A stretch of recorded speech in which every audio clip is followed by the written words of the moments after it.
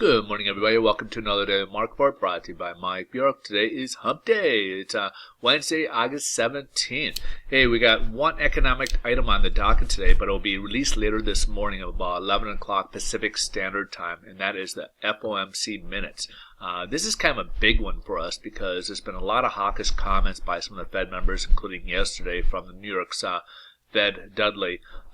They're coming in pretty hawkish, basically saying that don't put basically that they're going to be rising soon, and don't think that it's off the table for September. So September, the Fed funds futures, basically that is a gauge as to indication of the percentage of a possibility of a rate hike at any given time. September went from 9% all the way up to 18% chance of a rate hike, and then basically it doubled again around 30-some% up to about 50% for December. So they think most likely it could happen, if there is a rate hike to be had, it will be in December versus September.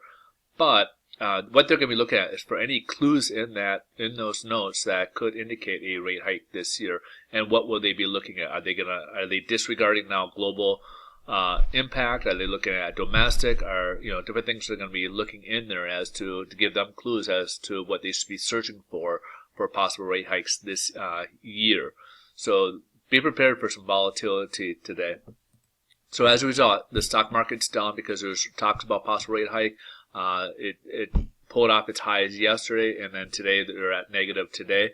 And then bond market is pulled back. So right now, as you can see, we have this star effect. So we've tested the 50-day moving average. We were pretty fortunate. The 50-day average held yesterday and kept us right at the 50-day average.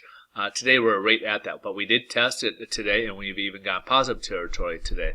So until that comes out, we will see if what we may both get some reprieve once the notes come out, depending on what it says. So if it looks like there might be a possible rate hike, depending on what the information that there could really indicate a rate hike this year.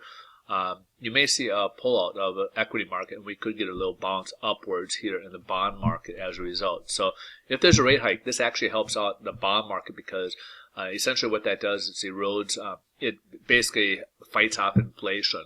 Even though inflation is at a very low level right now, it helps fight inflation. And in this case, it helps out the bond market as a result of that, which in turn helps out interest rates.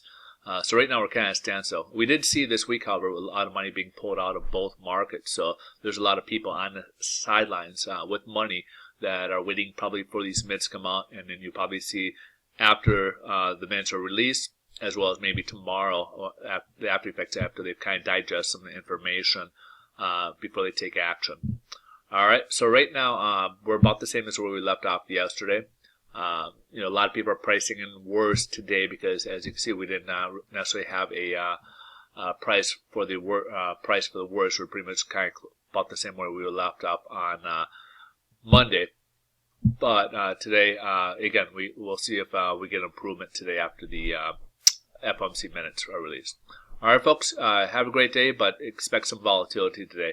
And then tomorrow we'll get the weekly jobless claims as well as manufacturing on the Philadelphia region, as well as leading indicators. On Friday, there's no information, so we'll kind of up to global news or earnings reports, those type of things. So Friday could be perhaps even a safe haven, but tomorrow also could be emotional based on the FOMC minutes spillover effect as well.